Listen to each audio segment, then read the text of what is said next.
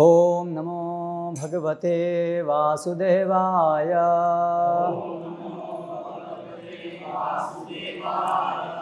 ओम नमो भगवते वासुदेवाय।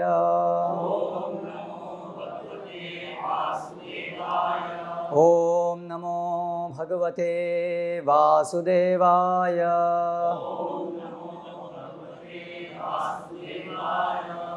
श्रीमद्भागवतम स्कंद 2 अध्याय 1 श्लोक क्रमांक 4। देहापत्यकलत्रादिषु आत्मसैन्येष्वत्स्वपि तेषां प्रमत्तो निधनं पश्यन्नपि न पश्यति। देहापत्यकलत्रादिषु आत्मसैन्येष्वत्स्वपि तेषां प्रमत्तो निधनं पश्यन्नपि न पश्यति। देहापत्यकलत्रादिषु आत्मसैन्येष्वत्स्वपि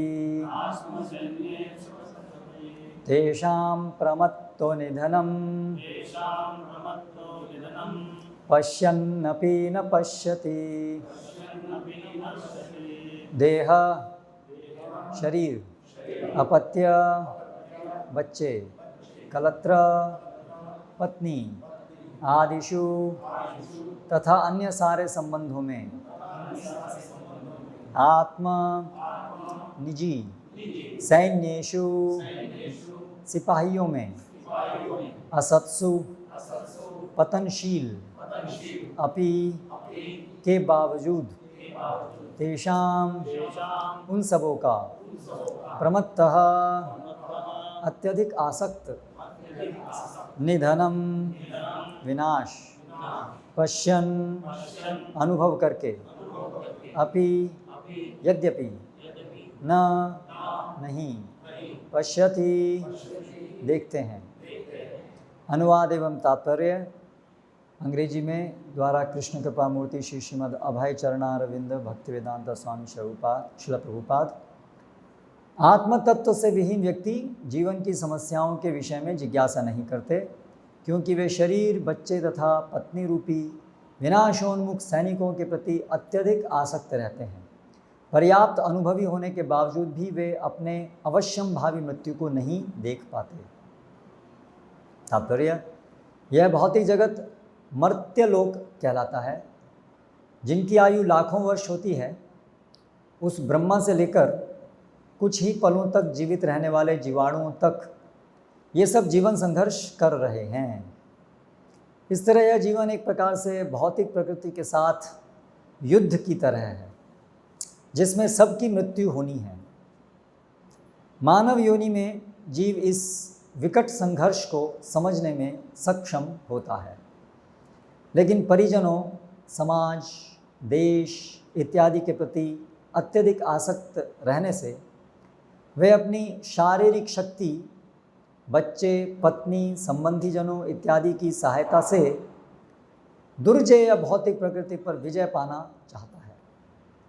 यद्यपि वह अपने विगत अनुभवों तथा पूर्ववर्ती दिवंगत वंशजों के उदाहरणों से अत्यधिक अनुभवी बन जाता है, तो भी वह यह नहीं देख पाता कि तथाकथित लड़ने वाले सैनिक अर्थात बच्चे, परिजन, समाज के सदस्य तथा देशवासी इस महान संघर्ष में सभी विनाशशील हैं। मनुष्य को इस तथ्य की छानबीन कर लेनी चाहिए कि उसका पिता या पिता का पिता पहले ही दिवंगत हो चुके हैं, अतः उसकी भी मृत्यु अवश्यम भावी है। इसी प्रकार उसके बच्चे भी, जो अपने बच्चों के पिता होंगे, यथा समय मर जाएंगे। भौतिक प्रकृति के साथ इस संघर्ष में कोई भी नहीं बचेगा। मानव समाज का इतिहास इसे पूर्णतः सिद्ध करता है। फिर भी मूर्ख लोग सुझाव रखते हैं कि वे भौतिक विज्ञान की सहायता से भविष्य में अनंत काल तक जीवित रह सकेंगे। मानव समाज द्वारा प्रदर्शित ऐसा अल्प ज्ञान निश्चय ही भ्रामक है और यह सब आत्मा के स्वरूप की अवहेलना करने के कारण है। इस भौतिक जगत का अस्तित्व स्वप्न तुल्य है जो इसके प्रति हमारी आसक्ति के कारण है। अन्यथा जीवात्मा तो सदा ही भौतिक प्रकृति से भिन्न है। प्रकृति का महासागर समय की तरंगों से आंदोलित हो रहा है और तथाकथित जीवित अवस्थाएं फेन के बुदबुदों के सदृश हैं जो हमारे समक्ष स्वशरीर, पत्नी, बच्चे, समाज, देश इत्यादि के रूप में प्रकट होती हैं। आत्मा के ज्ञान, आत्म तत्व के अभाव में हम अज्ञान की शक्ति के शिकार बनते हैं और इस तरह जीवन की स्थायी परिस्थितियों की व्यर्थ खोज के पीछे मूल्यवान मानवीय शक्ति बर्बाद करते हैं जो इस जगत में असंभव है। हमारे मित्र, कुटुंबी तथाकथित पत्नी एवं बच्चे न केवल विनाशशील हैं अपितु जगत की बाह्य चकाचौंध से मोहग्रस्त भी हैं। अतः वे हमें बचा नहीं सकते। फिर भी हम सोचते हैं कि हम परिवार, समाज या देश के घेरे में सुरक्षित हैं। मानव सभ्यता का संपूर्ण भौतिकतावादी विकास शव की सजावट जैसा है। प्रत्येक व्यक्ति शव तुल्य है जो कुछ दिनों तक अपने पंख फड़फड़ाता है, फिर भी मनुष्य की सारी शक्ति इस शव को अलंकृत करने में व्यर्थ जाती है। शुकदेव गोस्वामी मोहग्रस्त मानवीय कार्यकलापों की वास्तविक स्थिति का दर्शन कराकर मनुष्य के कर्तव्य की ओर संकेत कर रहे हैं। जो लोग आत्म तत्व के ज्ञान से विहीन हैं वे दिग्भ्रमित हैं, लेकिन जो भगवत भक्त हैं और जिन्हें दिव्य ज्ञान की पूर्ण अनुभूति है वे मोहग्रस्त नहीं होते। अगला श्लोक भी साथ में पढ़ेंगे। तस्माद् भारत सर्वात्मा भगवान ईश्वरो हरिः श्रोतव्यः कीर्तितव्यश्च स्मर्तव्यश्चेच्छथा भयम्। हे भरतवंशी, जो समस्त कष्टों से मुक्त होने का इच्छुक है उसे उन भगवान का श्रवण, महिमा गायन तथा स्मरण करना चाहिए जो परमात्मा, नियंता तथा समस्त कष्टों से रक्षा करने वाले हैं। पिछले श्लोक में श्री शुकदेव गोस्वामी ने यह बताया कि किस प्रकार मूर्ख एवं भौतिकतावादी व्यक्ति सोकर, विषयी जीवन में लिप्त रहकर आर्थिक दशा सुधारने तथा अपने कुटुंबियों के भरण पोषण में जो विस्मृति के गर्भ में विलीन हो जाने वाले हैं, अपने बहुमूल्य समय का अपव्यय करते हैं। इन भौतिकतावादी कार्यकलापों में संलग्न रहने के कारण जीवात्मा सकाम कर्म के चक्र में अपने को उलझा लेता है। यह चक्र 84 लाख योनियों में यथा जलचर, वनस्पतियाँ, सरीसृप, पक्षी, पशु, असभ्य मानव तथा उसके बाद फिर से मनुष्य रूप में जन्म मृत्यु का चक्र है और यही सकाम कर्म के चक्र से छूटने का सुअवसर है। अतः यदि कोई इस विषाक्त चक्र से मुक्ति चाहता है तो उसे कर्मी नहीं बनना चाहिए, अर्थात अपने ही अच्छे या बुरे कर्म के फल का भोक्ता नहीं बनना चाहिए। उसे अपने लिए अच्छा या बुरा कोई कर्म नहीं करना चाहिए, अपितु हर वस्तु को सर्वोच्च स्वामी परमेश्वर के निमित्त करना चाहिए। कर्म करने की यह विधि भगवद गीता 9:27 में भी संस्तुत है, जिसमें भगवान के निमित्त कर्म करने के लिए आदेश है। अतएव सर्वप्रथम मनुष्य को भगवान के विषय में श्रवण करना चाहिए। पूरी तरह छानबीन करके श्रवण कर लेने के बाद उसे भगवान के कार्यकलापों की महिमा गायन करना चाहिए। इस तरह वह निरंतर भगवान के दिव्य स्वभाव का स्मरण कर सकेगा। भगवान का श्रवण तथा महिमा गायन भगवान के दिव्य स्वभाव से अभिन्न है और इस तरह करने पर मनुष्य सदैव भगवान के सानिध्य में रहेगा। इससे सभी प्रकार के भय से मुक्ति मिल जाती है। भगवान परमात्मा हैं जो प्रत्येक जीव के हृदय में विद्यमान हैं। इस प्रकार उपर्युक्त श्रवण तथा महिमा गायन की विधि से भगवान समग्र सृष्टि को अपनी संगति करने का आमंत्रण देते हैं। भगवान के श्रवण तथा महिमा गायन की यह विधि सब पर लागू होती है, चाहे वह जो भी हो, और इससे उसे प्रत्येक कार्य में परम सफलता प्राप्त होगी। मनुष्य की कई श्रेणियां हैं, कर्मी, ज्ञानी, योगी तथा अनन्य भक्त। इन सब पर इच्छित सफलता प्राप्त करने के लिए यही विधि लागू होती है। प्रत्येक व्यक्ति सभी प्रकार के भय से मुक्त होना चाहता है और सर्वाधिक सुख भोगना चाहता है। इसे प्राप्त करने की सम्यक विधि की संस्तुति यहाँ श्रीमद् भागवत में की गई है, जो श्री शुकदेव गोस्वामी जैसे महान अधिकारी द्वारा कथित है। भगवान के श्रवण तथा महिमा गायन से मनुष्य के सारे कार्यकलाप आध्यात्मिक बन जाते हैं और इस तरह से भौतिक दुखों की सारी अवधारणाएं पूरी तरह नष्ट हो जाती हैं। ओम ज्ञानतिमिरान्धस्य ज्ञानञ्जनशलाकया चक्षुरुन्मीलितं येन तस्मै श्रीगुरवे नमः। श्रीचैतन्यमनोभीष्टं स्थापितं येन भूतले स्वयं रूप कदा मह्यं ददाति स्वपदान्तिकं। वन्देऽहं श्रीगुरो श्रुतः पदकमलं श्रीगुरून् वैष्णवांश्च श्रीरूपं साग्रजातं सहगणा रघुनाथान्वितां तं सजीवं साद्वैतं सावधूतं परिजनसहितं कृष्णचैतन्यदेवं श्रीराधा कृष्णपादान् सहगणा ललिता श्रीविशाखान्वितांश्च जय श्रीकृष्ण चैतन्य प्रभु नित्यानंद श्री अद्वैत गदाधर शिवासादि गौरभक्तवृंद हरे कृष्णा कृष्णा कृष्णा हरे हरे हरे राम राम राम हरे हरे देहापत्यकलत्रादिषु आत्मसैन्येष्वसत्स्वपि तेषां प्रमत्तनिधनं पश्यन्नपि न पश्यति। आत्म तत्व से विहीन व्यक्ति जीवन की समस्याओं के विषय में जिज्ञासा नहीं करते, क्योंकि वे शरीर, बच्चे तथा पत्नी रूपी विनाशोन्मुख सैनिकों के प्रति अत्यधिक आसक्त रहते हैं। पर्याप्त अनुभवी होने के बावजूद भी वे अपने अवश्यंभावी मृत्यु को नहीं देख पाते। तो वर्तमान जो ये कोरोना का समय है, उसमें विशेष रूप से बड़े आसानी से ये श्लोक के तात्पर्य को हम साक्षात अनुभव कर सकते हैं। असत सैन्य, सब सैनिक असत हैं, ऐसा आसानी से अनुभव कर सकते हैं। लेकिन फिर भी बहुत लोग नहीं कर पाएंगे। अभी हम सेकेंड वेव से बाहर निकले हैं और जीवन अभी बड़ी तेज़ी से सामान्य हो गया है, back to normal, back to forgetfulness, वापस भूल गए। मार्च के समय में वातावरण अलग था, आज वातावरण अलग है। उस समय सब लोग के मुख पर एक डर देखा जा सकता था। जहाँ भी बात करो वहाँ पर बात चलती थी, इसकी मृत्यु हो गई, और केवल एक जने की मृत्यु नहीं बल्कि घर में कई कई जनों की मृत्यु हो गई, पिता पुत्र। बहुत भयानक दृश्य था। तो वास्तव में भौतिक जगत में तो दृश्य हमेशा से भयानक ही है, लेकिन कभी कभी वो बहुत स्पष्ट दिखता है और कभी कभी थोड़ा केवल बुद्धिमान लोगों को दिखता है। जो ज्ञान चक्षु से देखते हैं उनको तो हमेशा दिखता है, लेकिन जिनके ज्ञान चक्षु नहीं खुले रहते हैं उनके लिए इतना स्पष्ट हमेशा नहीं रहता है। लेकिन ऐसी परिस्थितियों में जब ऐसे कोई विशेष महामारी, या जैसे वो भूकंप आया था उस समय 2001, ओके, मैं अभी भुज में था, तो वहाँ पर एक घर में मैं गया, तो वहाँ पर वो दीवार के ऊपर एक चित्र लगा था। तो वो माता जी हैं, तो उनके उस अर्थक्वेक में उनके पति और दोनों बच्चे सब चले गए, केवल माता जी अकेले रह गए। तो ऐसे इस प्रकार हमारे सभी परिवारजन असत सैन्य हैं। इस बात को स्वीकार करना, इसको समझना और इस बारे में हमेशा सचेत रहना मुश्किल प्रतीत होता है।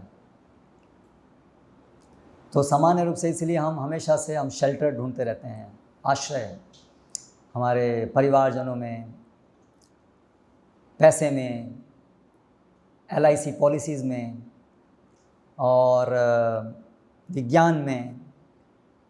अभी वैक्सीनेशन, तो कोरोना से हमारी लड़ाई हम जीत जाएंगे। अभी हमने वैक्सीन्स इन्वेंट कर ली हैं। तो इस तरह से आप देखिए, तो अगर हम अवलोकन करें संसार का, तो कितना हमारे अंदर ये दृढ़ संकल्प है, दृढ़ विश्वास है कि कहीं ना कहीं हम अपने बलबूते पर सुखी हो जाएंगे।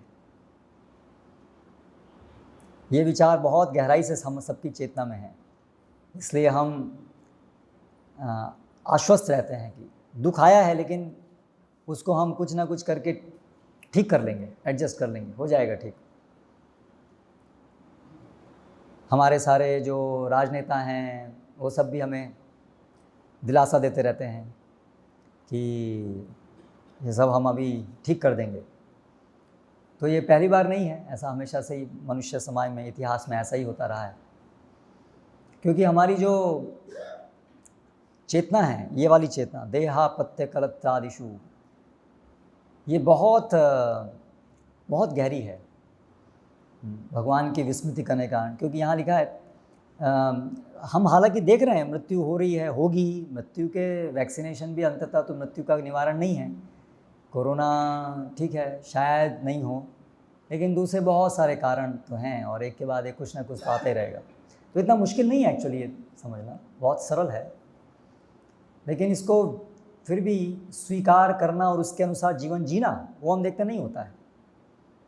सैद्धांतिक रूप से तो सब लोग स्वीकार करते हैं, हाँ मृत्यु, सब लोग नहीं, कुछ ऐसे बड़े ढीठ ऐसे लोग भी होंगे जो नहीं हम मृत्यु के ऊपर भी विजय प्राप्त हम करने ही वाले हैं, ऐसे भी हैं। पर काफ़ी लोग तो कम से कम ये सैद्धांतिक रूप से तो स्वीकार करते हैं कि हाँ मृत्यु तो आनी है, लेकिन मृत्यु आनी है, लेकिन क्या आप उसके अनुसार, इस ज्ञान के अनुसार आप जीवन जी रहे हैं? अगर आप ये रियली समझ रहे हैं कि मृत्यु आनी है तो आपका जीवन में वो दिख रहा है क्या, ये आपको पता है? क्योंकि आप ऐसा जी तो नहीं रहे हैं, जी तो आप ऐसे ही रहे हैं जैसे कि मृत्यु कभी नहीं आनी। यही तो प्रश्न था ना जो यक्ष ने पूछा था पांडवों को, और फिर युधिष्ठिर महाराज ने उत्तर दिया था, आहानि आहानि भूतानि गच्छन्ति यमालयः। हर दिन हम देखते हैं कि सब लोग मृत्यु के घर जा रहे हैं, यमराज के घर, लेकिन फिर भी शेषावर जो बचे हुए हैं वो सोचते हैं कि हम नहीं मरेंगे। ये सबसे किम आश्चर्य तः परम, इससे बड़ा आश्चर्य कौन है? आज एक कोट परम पूज्य भक्ति विकास स्वामी महाराज ने भेजा, पता नहीं आप लोगों ने देखा कि नहीं देखा अभी तक। बर्थ ऑफ डेथ, मृत्यु का जन्म। तो एक प्रवचन में से वो कोट था जिसमें श्रील प्रभुपाद कह रहे हैं, जब किसी बच्चे का जन्म होता है तो वास्तव में उसकी मृत्यु शुरू हो जाती है। जैसे जन्म हुआ मतलब क्या, उसका अभी सांस जैसे वो ले रहा है, मतलब उसकी मृत्यु हो रही है, एक एक सांस के साथ में उसकी मृत्यु हो रही है। तो हम बड़े प्रसन्न हो रहे हैं कि बच्चे का जन्म हुआ, लेकिन वास्तव में हम देख नहीं रहे हैं कि वो मृत्यु का भी जन्म हुआ है, मृत्यु का जन्म हुआ है।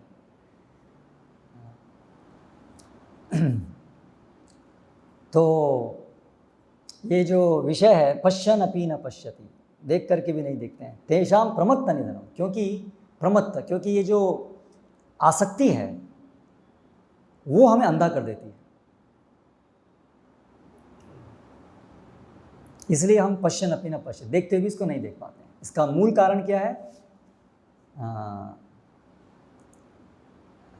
तेषां प्रमत्तः, उनमें जो प्रमत्त हैं, उनसे जो आसक्त हैं, अत्यधिक आसक्त हैं, जो इस संसार में अत्यधिक आसक्त हैं, वो देख के भी नहीं दिखते हैं। इसलिए भोग ऐश्वर्य प्रसक्तानाम तया अपृत चेतसाम व्यवसायात्मिका बुद्धि समाधो न विधीयते। जो भोग और ऐश्वर्य से अत्यधिक आसक्त हैं उनको नहीं दिखता है। और संसार में ज़्यादातर लोग तो इसी कैटेगरी में आते हैं, वो तो इसको बहुत बढ़ावा देते हैं आसक्ति को। हम यहाँ बहुत चर्चा करते हैं अपने सत्संग में, आसक्ति छोड़ना है। उन लोगों के लिए तो ये विषय आसक्ति छोड़ना, यही तो उनका जीवन है, आसक्ति को बढ़ाना। आसक्ति तो उनके लिए सुख का एकमात्र केंद्र है। उनके लिए ये जो सत्संग है, ये डिस्कशन है, बड़ा अटपटा लगता है उन लोगों को, इसलिए यहाँ आते नहीं हैं वो लोग। उनको कोई आकर्षण नहीं होता है इसमें, ये क्या पता नहीं बात करते रहते हैं। आसक्ति यही तो जीवन है, इसके अलावा और क्या जीवन है? पत्नी है, बच्चे हों, परिवार हो, पैसा हो, मजा छे, गुजराती में बद्दू सारू छे, बद्दू सारू छे।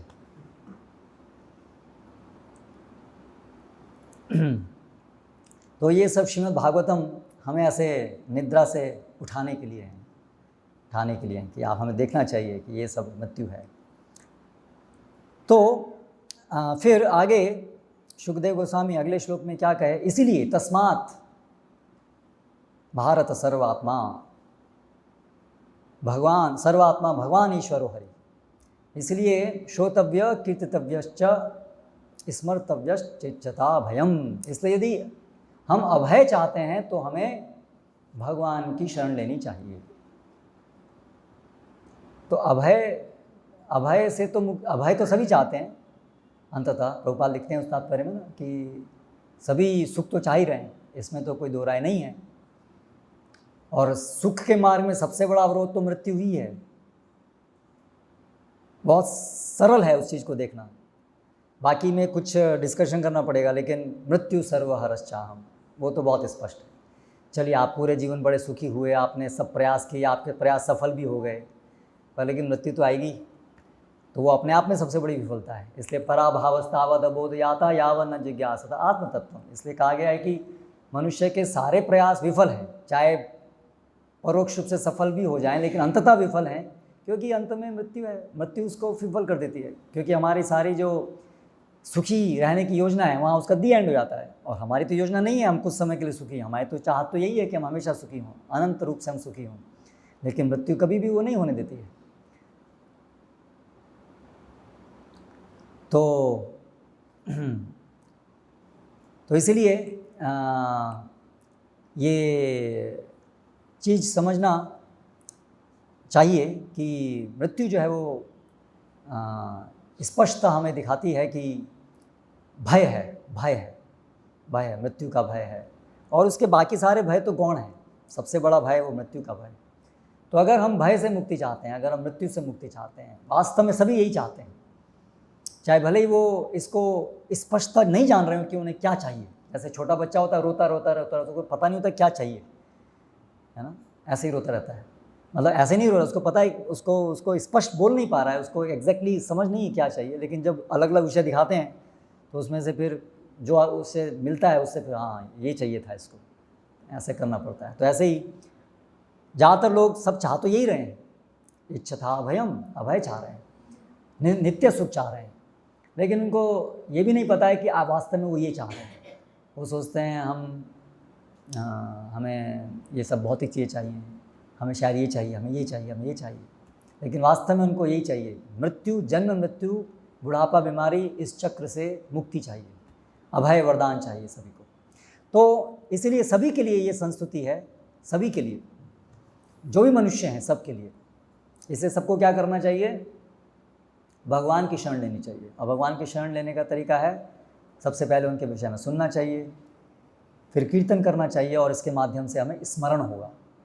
और जब स्मरण होगा तो आगे बताया अंते नारायण स्मृति, जब स्मरण होगा तो अंत में नारायण की स्मृति होगी, और जब नारायण की स्मृति होगी तो विजय, मृत्यु पर विजय, अंतकाले क्षमा में व स्मरण मुक्ता कलेवरम यह प्रयाति समद्भाव नाति अस्त्र संशय। तो जो हम लोग हैं, जो भक्ति कर रहे हैं, करने का प्रयास कर रहे हैं, श्रद्धावान हैं, भक्ति के प्रति श्रद्धा है, उनके लिए भी ये जो संदर्भ है बड़ा महत्वपूर्ण है। क्योंकि भक्ति के जो अलग अलग सोपान हैं जिसमें से हम गुजरते हैं, उसमें से पहला सोपान है विधि भक्ति, और दूसरा है फिर रागानुगा भक्ति, और दोनों को मिला करके कहा जाता है साधना भक्ति। और साधना भक्ति करने के बाद फिर भाव भक्ति और फिर प्रेमा भक्ति, ऐसे उत्तरोत्तर स्तरों से हम लोग गुजरते हैं। तो अभी कौन सी भक्ति करने के लिए हम योग्य हैं, हमारा अधिकार क्या करने का है, कौन सी भक्ति करने का है, तो ये श्लोक उसको समझने के लिए बहुत महत्वपूर्ण है। जिन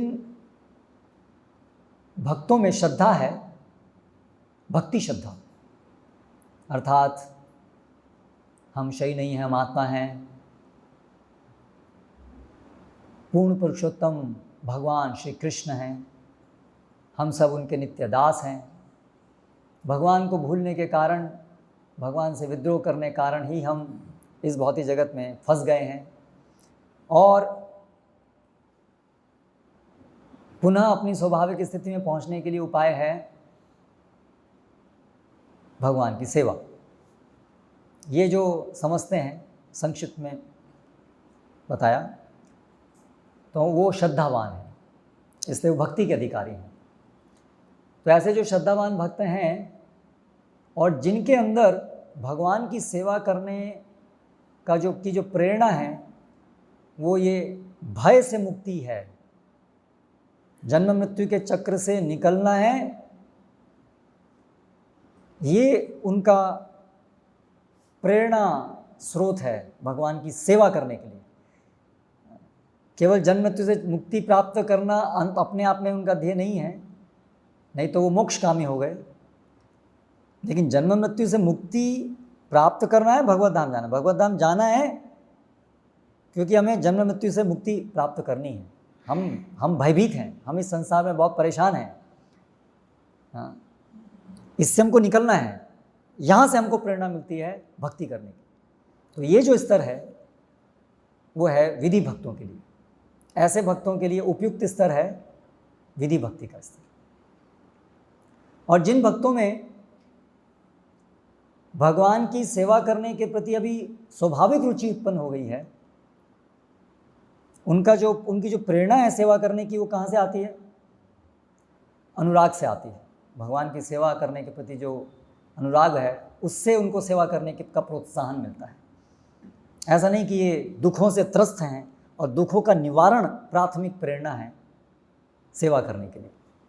तो जो ऐसे भक्त हैं उनके लिए दूसरा स्तर है रागानुगा भक्ति का स्तर है। तो हमारे लिए ज़्यादातर हम में से लोगों के लिए जो उपयुक्त स्तर है वो ये पहले वाला स्तर है, विधि भक्ति। क्योंकि भगवान की सेवा करने के प्रति स्वाभाविक रुचि तो उत्पन्न नहीं है, लेकिन ये बड़ी आसानी से हम देख सकते हैं कि भौतिक जगत में कष्ट है, दुख है। और कई बार ऐसा भी एक विचार मन में आता है कि अगर हम भक्ति कर रहे हैं इसीलिए कि हमें भौतिक जगत में दुख है, तो फिर क्या वो मिश्रित भक्ति नहीं हो गई? हम कुछ दुख के निवारण के लिए कुछ भक्ति कर रहे हैं, तो क्या वो मिश्रित भक्ति नहीं हो गई? हम देखते हैं श्रील प्रभुपाद प्रवचनों में और शास्त्रों में सभी जगह जो जहाँ पर शुद्ध भक्ति की भी बात है, वहाँ पर भी ये विषय कि ये संसार दुखालयम है, इसको बार बार समझाया गया है। श्रील प्रभुपाद ये दुखमय संसार को छोड़िए और भगवत धाम जाइए, है ना। बार बार श्रील प्रभुपाद इस बात को बोलते हैं। तो इसलिए ऐसा नहीं है कि ये जो ज्ञान है, इस ज्ञान में ओतप्रोत है ना, इसको समझना और सजग रहना, सचेत रहना कि ये जगत दुख में है, हमें इस दुख में संसार से निकलना है। निकलने के लिए हमें भक्ति करनी है, और भक्ति अंततः हमारा स्वाभाविक गंतव्य भी है। ऐसा विचार करना वो भक्ति की परिधि से, शुद्ध भक्ति की परिधि से बाहर नहीं है, वो वास्तव में वैदिक भक्ति का स्तर है। अगर हम आर्टिफिशियली ऐसा प्रयास करेंगे कि हम इस भौतिक जगत के दुखों के बारे में विचार नहीं करें, हम तो बस भगवान से प्रेम करने का विचार करें, बस भगवान की सेवा करने का विचार करें, हम ये कष्ट है ये विचार ना करके बस हम भगवान से कब कैसे हम सेवा में कैसे तल्लीन हो पाएंगे, बस यही विचार करें, ऐसा कृत्रिम रूप से करने से कार्य सिद्ध नहीं होगा। तो वो उच्च अवस्था है जिसमें स्वाभाविक रूप से भगवान के प्रति हमारा, सेवा करने के प्रति हमारा आकर्षण होता है। लेकिन प्रारंभिक अवस्था में वो संभव नहीं है। अगर हम कृत्रिम रूप से ऐसा करना जाएंगे तो हमारा भक्ति में उत्साह कम हो जाएगा, क्षीण हो जाएगा। इसलिए ये एक विषय को समझना आवश्यक है कि ये ज्ञान में रहना, दुखालयम अशाश्वतम, ये जगत दुखालयम है, इसको बार बार स्मरण करना चाहिए। संसार की अनित्यता को नित्य रूप से स्मरण करना चाहिए, संसार की अनित्यता को नित्य रूप से स्मरण करना चाहिए। और ये कोरोना और हमारे जीवन में जो भी कुछ घटता है, और भक्तों के जीवन में भगवान कई बार विशेष रूप से ऐसे प्रसंग उपस्थित करते हैं जिससे हमें ये बार बार हम देख पाएँ, ये जगत दुखालयम है, ये जगत दुखालयम है, और हम इसको छोड़ करके भगवत धाम जाना चाहते हैं। तो वो मिश्रित भक्ति नहीं है, क्योंकि हम अपनी संवैधानिक स्थिति में स्थित होना चाहते हैं, वो हमारा मुख्य लक्ष्य है। लेकिन उसके लिए वर्तमान समय में प्रेरणा है कि यस, भगवान को छोड़ने के कारण हम दुख में हैं, तो वो प्रेरणा है। लेकिन हम अपने संवैधानिक स्थिति में जाना चाहते हैं। अगर कोई इस जगत को जन्म मृत्यु के चक्र से निकल करके भगवान की सेवा में ना लगना चाहे, बल्कि बस मुक्ति हो जाए भगवान मेरी, परमात्मा के लोग चला जाऊं या तो ब्रह्म ज्योति में चला जाऊं, तो फिर उसको बोलेंगे कि वो फिर मिश्रित भक्ति है, वो फिर शुद्ध भक्ति नहीं। तो वैसा तो हमारा विचार नहीं है। वो तो भक्त का विचार नहीं होता है। भवन्तमेवानुचरन् निरंतरम प्रशांत निशेष मनोरथांतरम कदा हम ऐकांतिक नित्य किंकरो प्रहरयिष्यामि सनात जीवितम। तो ये भक्त की प्रार्थना है, शुद्ध भक्त की प्रार्थना है कि भगवान भवन्तमेवानुचरन् निरंतरम, कब ऐसा समय आएगा जब मेरे हृदय में प्रशांत निशेष मनोरथांतरम, जितने भी मनोरथ हैं, मन, रथ रूपी मन में जो सवार हैं, अर्थात जो बहुत सारी इच्छाएं मन के अंदर हैं, प्रशांत, वो सब समाप्त हो जाएंगी, निशेष, और कोई बाकी नहीं रहेंगी।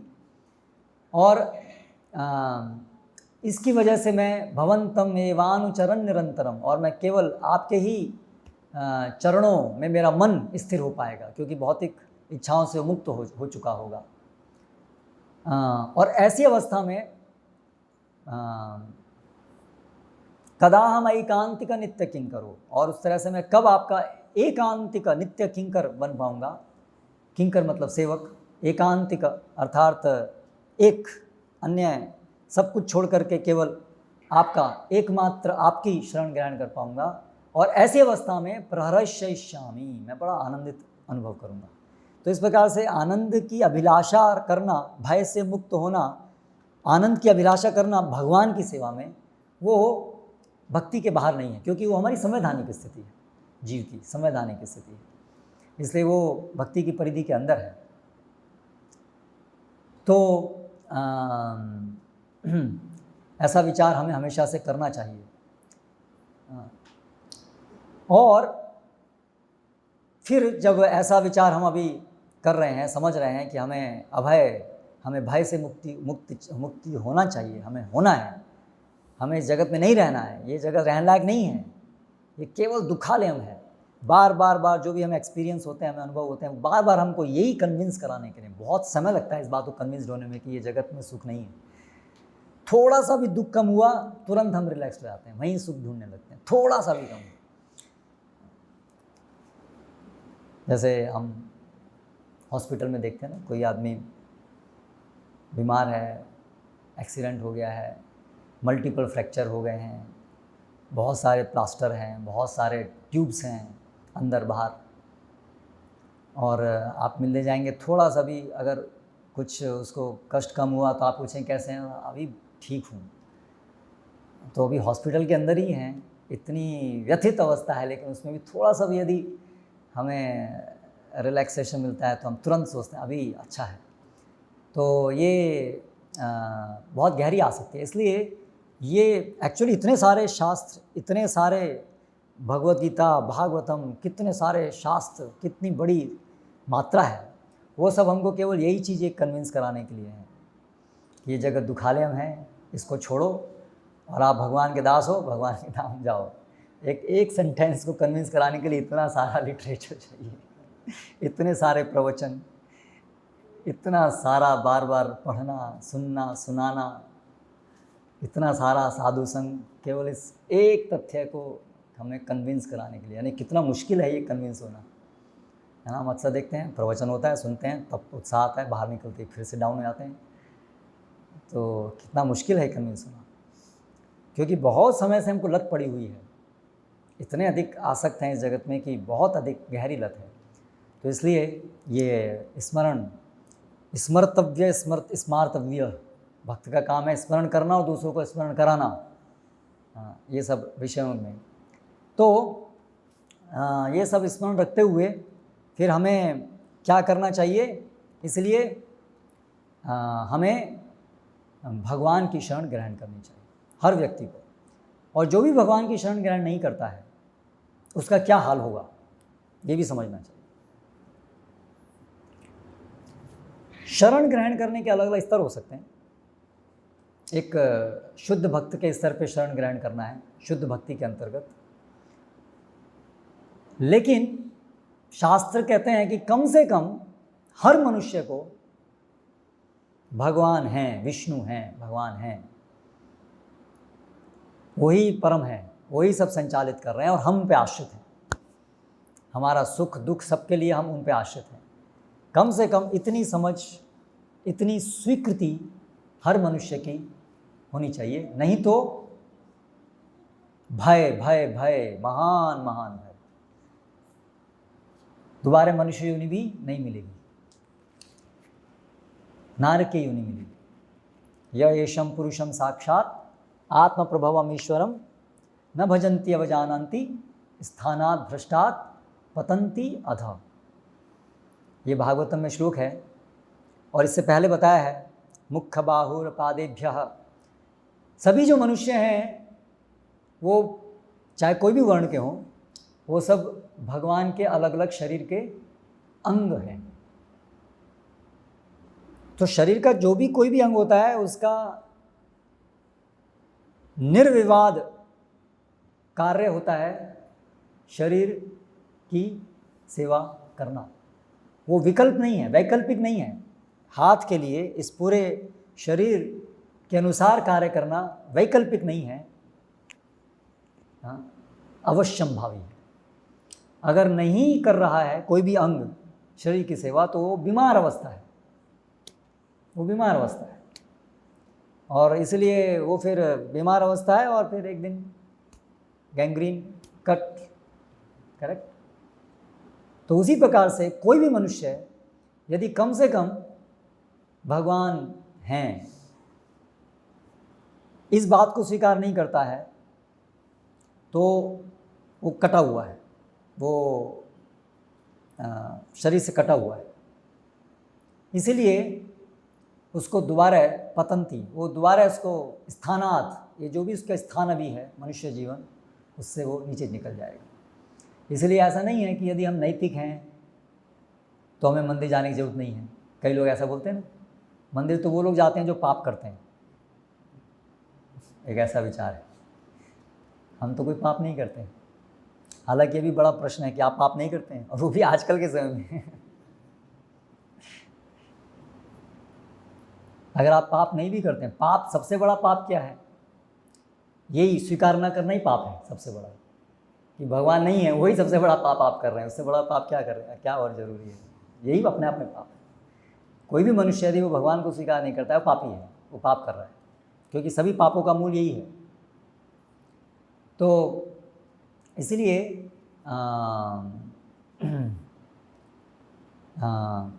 ये सबको ज़रूरी है।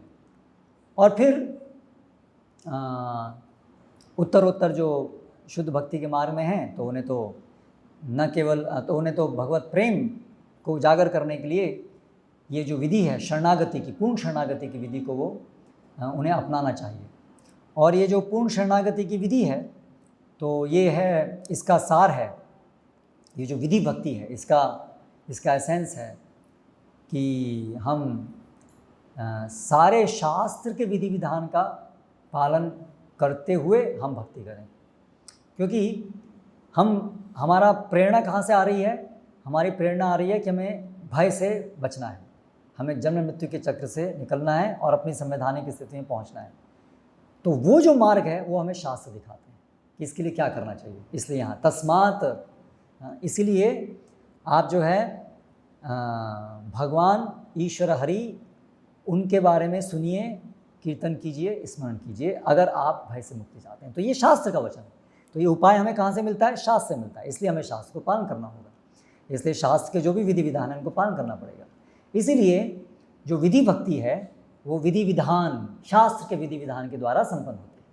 क्योंकि हमारा ये स्तर है, जो रागानुगा स्तर पे हैं वो कुछ विधि विधान पालन ना भी करें, ऐसा संभव है।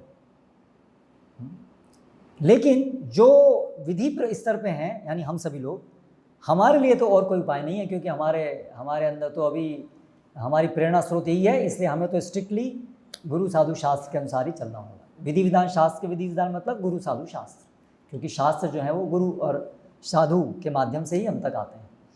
तो इसलिए हमारे लिए गुरु साधु शास्त्र के अनुसार, और गुरु साधु शास्त्र उनका निचोड़ क्या है? ये है श्रोतव्य कीर्तितव्यश्च स्मर्तव्य। यही स्मर्तव्य सततम विष्णु विस्मर्तव्यो न जातोचित सर्व विधि निषेधस्योर एतयोरेव किंकरः। शास्त्र के जितने भी विधि विधान हैं उनका सार यही है, हमेशा भगवान का स्मरण करना और कभी उनको न भूलना। तो भगवान को स्मरण करना विधि है, और विस्मरण ना करें, हाँ, अगर करेंगे तो पाप होगा। तो इसलिए केवल ऐसा नहीं है ये विधि, जो ये स्मर्तव्य वाली विधि है, ऐसा नहीं है कि केवल एक रिकमेंडेशन है, करिए तो अच्छा है, नहीं करेंगे तो कोई बात नहीं, नहीं करेंगे तो पाप रहेगा, ये ऐसी विधि है। इसलिए दोनों चीज़ कही है, हमेशा स्मरण करो और कभी मत भूलो, दोनों चीज़ कही है, क्योंकि नहीं भूलने से परिणाम आएगा। तो इसलिए ये हमारे लिए बहुत ज़रूरी है कि हम हमेशा स्मरण करें। अब स्मरण कैसे होगा? बहुत मुश्किल है ना, मन में हमेशा सचेत रहना, अवेयर रहना, कृष्णा कॉन्शियस चेतना में रहना कि कृष्ण, हम कितना समय चेतना में रहते हैं कि कृष्ण हैं, हम कृष्ण के दास हैं, कितना समय हम बिल्कुल अवेयर रहते हैं, सचेत रहते हैं, एनालाइज करें अपने को।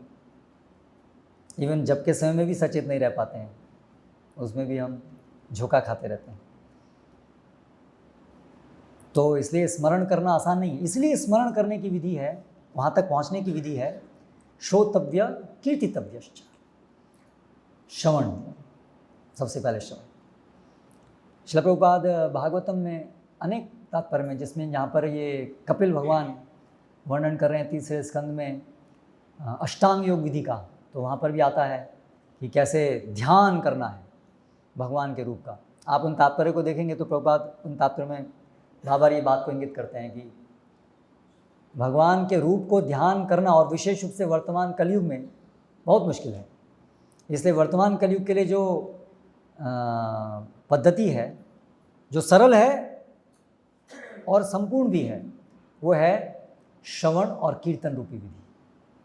तो मन को भगवान के रूप में लगाने से सरल मन को भगवान के ध्वनि नाम में लगाना है। इसलिए तेज स्वर में उच्चारित करें हम भगवान का नाम, तो मन, पहले तो मन बोलने में ही मन लग रहा है, क्योंकि क्रिया हो रही है, तो मन के बिना कोई क्रिया नहीं होती है इंद्रियों की, तो उस तरीके से मन लग रहा है। और फिर अगर हम ध्यानपूर्वक, इसका अर्थ क्या है?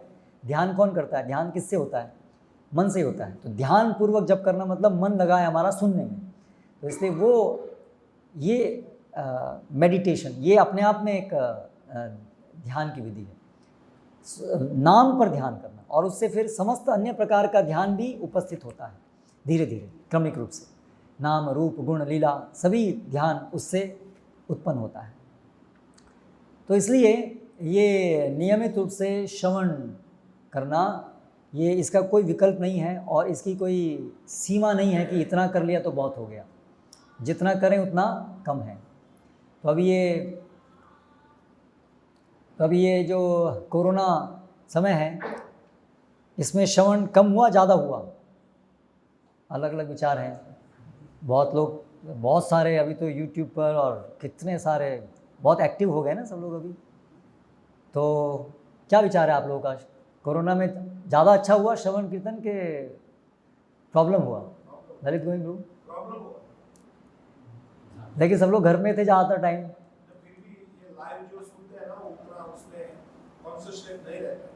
जो लाइव में होता है ज़्यादा थियोरेटिकल ना प्रैक्टिकल एंगेजमेंट।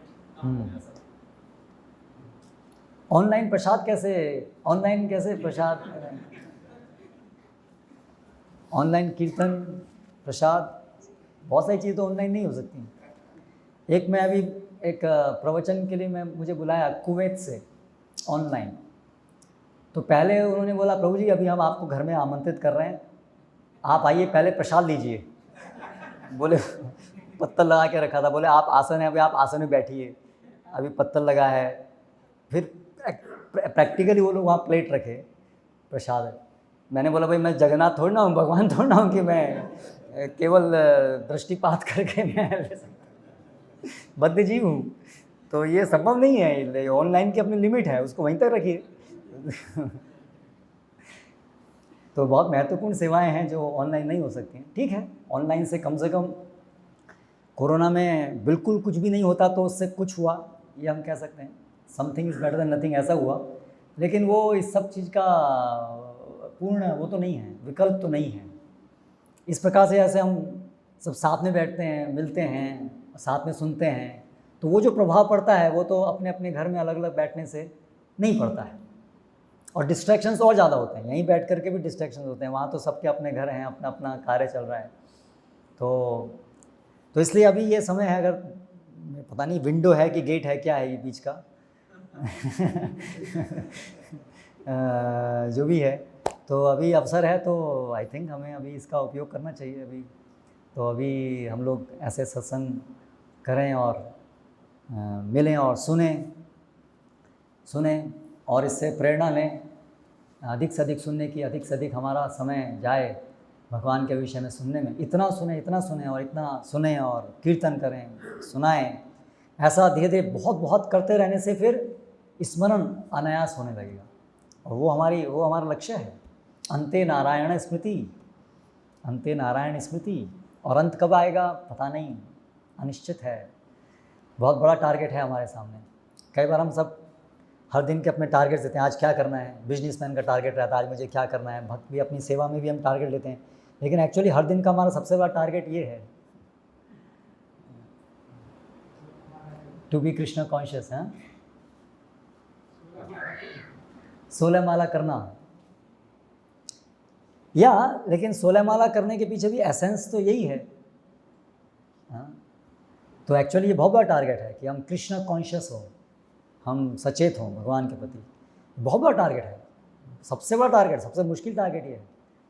तो इसलिए हमारे पास हमेशा से बहुत महत्वपूर्ण चीज़ है हमारे जीवन में करने के लिए, और उसके लिए बहुत प्रयास करने होंगे। तो इसलिए हमारे पास समय भी न जाने कितना है। फिलहाल आज तो समय ज़्यादा नहीं है, तो अभी यहाँ समाप्त करते हैं। हरे कृष्णा। और कोई भक्त कुछ बोलना चाहते हैं? हरे कृष्णा।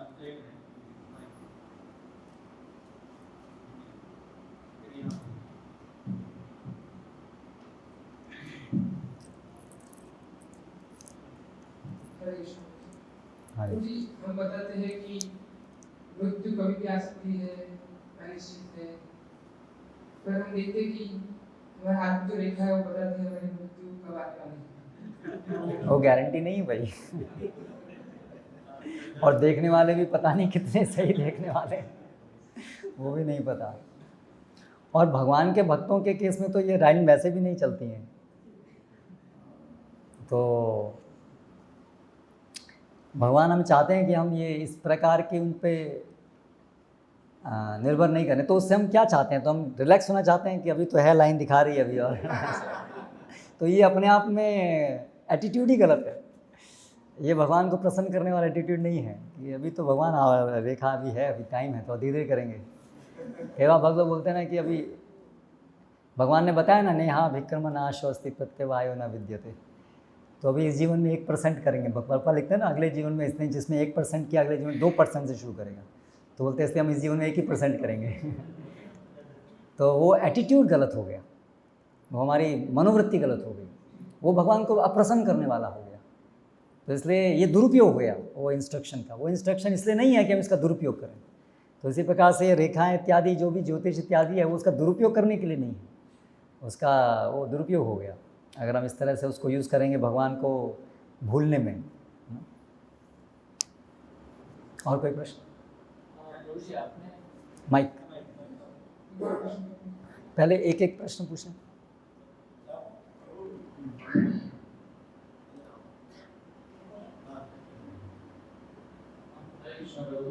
आपने जैसे बताया कि हम लोग भगवत धाम से ड्रेस करके भगवान से यहाँ पे आए हैं, और भगवत गीता में जैसे भगवान बताते थे कि यद गत्वा न निवर्तन्ते तद धामं परमं, तो हम कैसे समझ सकते हैं कि वहाँ से भगवान तो ऐसा बोल रहे कि वहाँ जाने के बाद वापस आना नहीं पड़ता? तो भगवत गीता में जिस संदर्भ में ये बात कही गई है, वहाँ पर कॉन्टेक्स्ट है देवी देवताओं का गंतव्य और भक्तों का गंतव्य। देवी देवतागण जहाँ जाते हैं वहाँ से वापस ना आने की इच्छा करने पर भी यहाँ आते हैं। तेतम भुक्ता स्वर्गलोकम विशालम क्षीणे पुण्य मृत्युलोकम विशंति। क्षीणे पुण्य, उनके पुण्य क्षीण होने से उनको विवश होना पड़ता है। हम भगवत धाम जाएंगे, वहाँ ऐसा कोई चीज़ नहीं है जो ज़बरदस्ती हमको यहाँ आना पड़ेगा। तो इसलिए यद गत्वा न निवर्तन्ते, जहाँ जाने के बाद आपको वापस नहीं आना पड़ेगा, क्योंकि आप अपनी इच्छा से ही जाएंगे ना, और आपको ज़बरदस्ती होगी नहीं। लेकिन अगर आप इतने मूर्ख हैं कि आप दोबारा से इच्छा करेंगे वापस आने की, तो वो तो हमेशा से आपकी इच्छा है, उसके बाद नहीं हो रही। लेकिन यद गत्वा न निवर्तन, देवी देवताओं के धाम में हम जाते हैं, वहाँ पर जाने पर भी, इच्छा ना करने पर भी, पुण्य खत्म होने पर आपको आना ही पड़ेगा। लेकिन भगवत धाम जाने के बाद आप अगर वहाँ भगवान की सेवा करना चाहते हैं तो आपको कोई नहीं डिस्टर्ब करेगा। लेकिन वो स्वतंत्रता हमेशा हमारे पास है कि हम भगवान को भूलना चाहते हैं, वो हमारे पास है। लेकिन वो तो हमारे हाथ में है ना, भूलना नहीं भूलना। तो हम क्यों पहले से ही सोचें कि दोबारा से भूलेंगे? तो क्यों ऐसा हम सोचते हैं? क्योंकि हम इस जगत में ये अनुभव करते हैं कि हम ना चाहते हुए विवश होते हैं माया के द्वारा। अनिच्छनपि वासनया, जैसे अर्जुन बोलते हैं, अनिच्छनपि, ना चाहते हुए भी ये काम हमको ढक लेता है। इसलिए हमको लगता है कि आध्यात्मिक जगत में भी ऐसा तो नहीं होगा, अनिच्छनपि, ना चाहते हुए। लेकिन आध्यात्मिक जगत में ऐसा नहीं है, आध्यात्मिक जगत में माया नहीं है।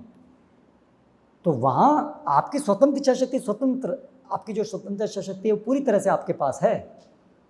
वर्तमान की तरह नहीं है कि स्वतंत्र इच्छा शक्ति बहुत थोड़ी है और उसमें माया का प्रभाव बहुत ज़्यादा है, ऐसा नहीं है वहाँ। तो इसलिए आपके साथ ज़बरदस्ती नहीं होगी, है ना। तो इसलिए फिर हमें डरने की जरूरत नहीं है। आप ही के हाथ में, हमारे हाथ में है। अगर हम इच्छा नहीं करेंगे, हम मतलब हम इच्छा नहीं करेंगे मतलब नहीं करेंगे, तो फिर उसमें डरने की जरूरत नहीं है कि हम दोबारा ऐसा हो गया तो कोई ज़बरदस्ती नहीं करेगा। और वो तो हम अच्छे से दृढ़ निश्चय कर लें कि हम ऐसी इच्छा नहीं करें अभी, वो तो हमारे ही हाथ में है, वो तो हमारी स्वतंत्र इच्छा शक्ति है। करेक्ट।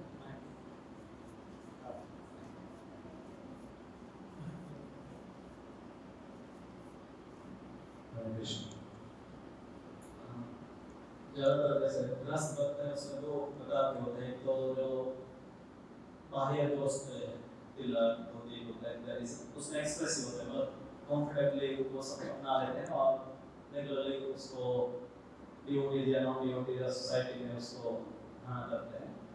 और कुछ लोग इसको नहीं करते, मतलब एक्सप्रेस नहीं होते हैं।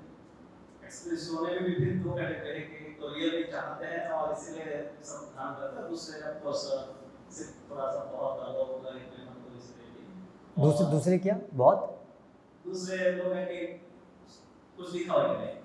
अच्छा। और तो नहीं ये सब बस ध्यान रखते हैं, उसमें भी वो सब कुछ लोग सिंसियर भी होते हैं और कुछ लोग इनसिंसियर है, ज़्यादातर ऐसे को उससे कैटेगरी ज़्यादा होते हैं। ओके। तो मतलब क्या डिवोटीज को एक्सप्रेसिव होना चाहिए वैष्णव जो भी एक्सटर्नल्स में, अच्छा, नहीं होना चाहिए? तो एग्जैक्टली क्वेश्चन आज के उससे डायरेक्टली रिलेटेड नहीं है, साइड है थोड़ा। करेक्ट। तो पहले अगर इस आज के विषय से अगर पहले कोई प्रश्न है तो पहले वो ले लेते हैं, उसके बाद में फिर प्रभु जी का प्रश्न करेंगे।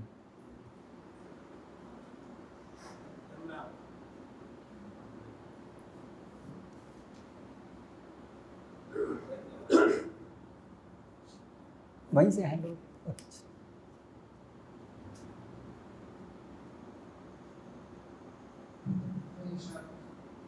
जैसे प्रश्न था आप बताया कि साथ में आने में ज़्यादा अच्छा रहता है भक्तों के संग में, पर अभी जैसे हम देखते हैं कि कुछ भक्त तो मंदिर आना नहीं चाहते, क्योंकि ऑनलाइन हम अपना जो भी है समय पे सुन सकते हैं। और ऑनलाइन जब मैराथन भी होता है, ऑनलाइन जब सब साथ में करते हैं, तो अभी कुछ लोग बोलते हैं कि यानी आलस कर रहे थे, कैसे समझे इनको कि वो सही में प्रगति कर रहे हैं कि ऑनलाइन से मतलब कैसे समझें कि प्रगति कर रहे हैं कि नहीं कर रहे हैं? वेल, प्रगति तो हम वैसे भी यहाँ आएंगे तो भी हम नहीं समझ सकते कि प्रगति कर रहे हैं नहीं कर रहे हैं। वो तो अल्टीमेटली मतलब पूरी तरह से इतना आसान नहीं है समझना प्रगति कर रहे हैं नहीं कर रहे हैं। वो तो उनके पूरे ओवरऑल जीवन को देखना पड़ेगा कि उनके जीवन में उनकी भगवान की सेवा कैसी चल रही है, उनका सेवा भावना कैसी प्रगट हो रहे हैं, उसमें बहुत ही जगत के प्रति भोग वासनाओं में कमी आ रही है, ऐसे सब देख करके हम पता चलाएंगे। तो वो चाहे ऑनलाइन सुन रहे हैं चाहे ऑफलाइन सुन रहे हैं, वो तो तरीका तो यही है उसको देखने का। बाकी ऑनलाइन कोई और इंटरनेट का तरीका है जानने का, कोई ऐसा ऐप आया कोई प्रगति ऐप, डिवोशनल एडवांसमेंट ऐप? तो मुझे पता नहीं, अभी तक उसकी जानकारी नहीं है। और कोई प्रश्न किसी का? तो अभी दामोदर चैतन्य प्रभु ने पूछा कि तो क्या ज़्यादा बेटर है, एक्सप्रेस करना, ये प्रश्न है। Expressive या नॉन एक्सप्रेसिव, वेल उस हम जो ये वेशभूषा है, तिलक है, इसका कुछ फ़ायदा है तभी तो ये बताया गया है। अगर इसका कोई महत्व नहीं है तो फिर क्यों ये सब है। तो इसलिए हमारी वेशभूषा जो हम अपने को जब व्यक्त करते हैं कि हम भक्त हैं, तो ये हमारा एक कवच की तरह से होता है जो हमें प्रोटेक्ट करता है अभक्तों से। अभक्त हमें देख कर के ही दूर हो जाते हैं अपनी अभक्तिपूर्ण प्रभाव को छोड़ने में थोड़ा कमज़ोर हो जाते हैं कि ये तो दूसरे लोग हैं, ये तो दूसरी डायरेक्शन वाले हैं। तो निश्चित रूप से जो हमारी वेशभूषा है ये महत्व रखती है, किंतु ये सबसे अधिक महत्वपूर्ण नहीं है। अगर हम रिलेटिवली देखें तो जो हमारी जो जप करना, प्रसाद सेवन ही करना, श्रवण करना, कंपेयर करेंगे तो वो भक्ति की आधारभूत वो अंग हैं, भक्ति के आधारभूत अंग हैं और वो महत्वपूर्ण अंग हैं, तो वो ज़्यादा महत्वपूर्ण है। तो इसलिए अगर किसी ऐसी परिस्थिति कोई है जिसमें कि हम इन वेशभूषा को हम धारण नहीं कर पा रहे हैं, अगर बहुत विवशता है तो ऐसा नहीं कि फिर हम भक्ति में नहीं आगे बढ़ पाएंगे, लेकिन जहाँ जहाँ संभव है, जितना हमें बल है उतना तो हमें उसका फ़ायदा उठाना ही चाहिए इस वेशभूषा को धारण करने का, क्योंकि इससे बहुत मदद हमको मिलती है अपने इस मन को भी समझाने में, और हमें प्रचार का अवसर मिलता है अगर हम ये धारण करते हैं। जैसे हम ये धारण करते हैं तो तुरंत लोग समझते हैं और हमसे फिर जानना भी चाहते हैं, या हमको कुछ बोलेंगे तो उसको सुनना भी चाहते हैं कई बार इत्यादि। तो निश्चित रूप से यथासंभव तो उसमें मैं झिझकना भी नहीं चाहिए कि क्या फ़ायदा है, क्या ज़रूरत है, बिना इसके भी तो भक्ति होती है, ऐसा भी नहीं है। इसका बड़ा महत्व है प्रचार के लिए भी और अपने लिए भी, तो इसलिए जहाँ भी कर सकते हैं वहाँ अच्छा है। मैं अपने कॉलेज लाइफ में मैं ऐसे तिलक लगाना शुरू किया था जब पढ़ता था, तो बहुत लोग मजाक उड़ाते थे, मेरे क्लासमेट्स बोलते थे ट्यूनिंग फोर्क पहन लिया। मेडिकल कॉलेज में हम ट्यूनिंग फोर्क यूज़ करते हैं, तो ट्यूनिंग फोर्क कैसे लगता है। लेकिन कई सारे कुछ टीचर्स थे तो वो लोग बहुत अप्रिशिएट करते थे। एक तो मुझे बोलते थे कि मॉर्निंग में ही आपको देख करके विष्णु का स्मरण हो जाता है, क्योंकि साउथ इंडिया में लोग they are habituated to this, ये विष्णु तिलक है, विष्णु भक्त का तिलक है। तो ऐसे था। और एक बार शुरू में प्रॉब्लम होती है, उसके बाद जब एक बार लोग जान लेते हैं कि ये तो डटा हुआ है, ढीठ है, तो वे सब शांत हो जाते हैं फिर। तो इसलिए we have to be bold. जहाँ तक अगर हाँ कोई आपको नौकरी में नहीं रखेगा, इसकी वजह से निकाल देगा, तो दूसरी बात है, फिर तो सोचना पड़ेगा। प्रभु जी की क्वेश्चन के कॉन्टेक्स्ट में हमारा फर्स्ट टाइम भी फॉल डाउन क्यों होता है? क्योंकि वैकुंठ जगत में इटर्नल क्वेश्चन नहीं। आखिर अगर हम भगवत धाम में थे और वहाँ तो वैकुंठ है, वहाँ तो कोई दुख था ही नहीं, तो फिर हम इस जगत में क्यों आए अगर वहाँ कोई दुख था ही नहीं? करेक्ट। तो क्योंकि हम ये सोचते हैं कि हमारे जीवन में केवल एक ही चीज़ है, हमारा सुख, उसके अलावा दूसरी हो ही क्या है, हो ही क्या सकती है? नहीं, कोई दूसरी चीज़ उपस्थित हो सकती है हमारे सुख के अलावा? क्या हमारी इच्छा कोई और कुछ हो सकती है? ऐसा हमको लगता है, लेकिन ऐसा नहीं है। आध्यात्मिक जगत में जो भक्त हैं वो तो अपने बारे में विशेष रूप से जो ब्रजवासी हैं वो तो अपने विषय में सोचते ही नहीं हैं, अपना सुख के विषय में कुछ सोचते ही नहीं हैं, वो तो केवल भगवान के सुख के विषय में सोचते हैं। तो पहली बात तो ये समझना होगा कि इच्छा का अर्थ नहीं है केवल सुख से, सुख की प्रेरणा ही इच्छा का स्रोत नहीं है। शुद्ध भक्त जो शुद्धतम स्तर पे हैं उनकी इच्छा का स्रोत सुख है ही नहीं, अपना सुख है ही नहीं, उनकी इच्छा का स्रोत कृष्ण का सुख है। तो इसलिए पहले तो ये बात समझना है। तो इसलिए ये ऐसा नहीं है कि अगर हम सुखी थे तो फिर हमें और कोई इच्छा आनी नहीं चाहिए बस, क्योंकि सुख है, इच्छा का मूल तो सुखी होना ही है, ऐसा नहीं है। इच्छा आध्यात्मिक जगत में जो ब्रजवासी हैं उनको तो केवल इच्छा कृष्ण को सुखी करने की है, उसको प्रेम कहते हैं।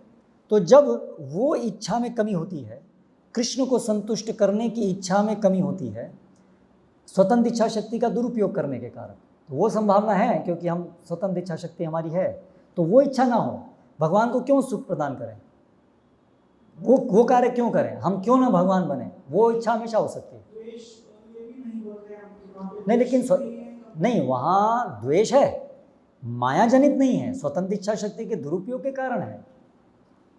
इस भौतिक जगत में जो द्वेष है वो माया द्वारा फ्यूल्ड है, फर्दर इग्नाइटेड है, तो वहाँ पर वो नहीं है। लेकिन स्वतंत्र इच्छा शक्ति का इच्छा द्वेष समुत्थेन द्वंद्व मोहेन भारत सम्मोहम सर्वभूतानि सर्गे यान्ति परंतप, तो स्टार्टिंग तो वही है, भगवान से द्वेष, अपनी स्वतंत्र इच्छा शक्ति का दुरुपयोग मतलब भगवान से द्वेष, स्वतंत्र इच्छा शक्ति का दुरुपयोग ही भगवान से द्वेष करना है।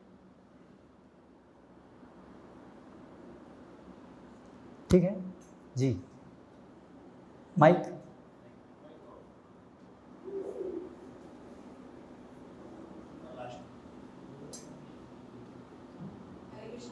जी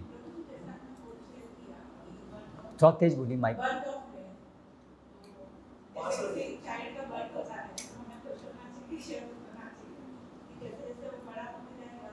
अगर आप बच्चे को जन्म दिए हैं इसलिए कि वो भगवान का भक्त बने और जन्म मृत्यु के चक्र से निकले, तो आपको सुखी होना चाहिए। लेकिन अगर कोई सामान्य व्यक्ति है, तो जैसे चित्रकेतु की कथा में हम देखते हैं ना, बच्चा जो है ठीक है आपको मिलेगा, लेकिन ये आपका सुख का कहानी बनेगा, दुख का कहानी बनेगा। तो ज़्यादातर लोग के जीवन में तो यही है, बच्चा जो है वो सुख का कारण भी है, दुख का कारण भी है, अंततः तो दुख का ही कारण है। इस भौतिक जगत में भगवान की सेवा के अलावा कुछ भी विचार वो दुख का ही कारण है। लेकिन अगर भक्त हैं, भक्त के जीवन में हर चीज़ क्योंकि भगवान केंद्रित होती है, इसलिए वहाँ पर हर चीज़ सुखमय है, क्योंकि भगवान की सेवा के लिए है, इसलिए वो हर चीज़ आध्यात्मिक है इस दृष्टि से। श्रीमद् भागवतम की जय, श्रील प्रभुपाद की जय।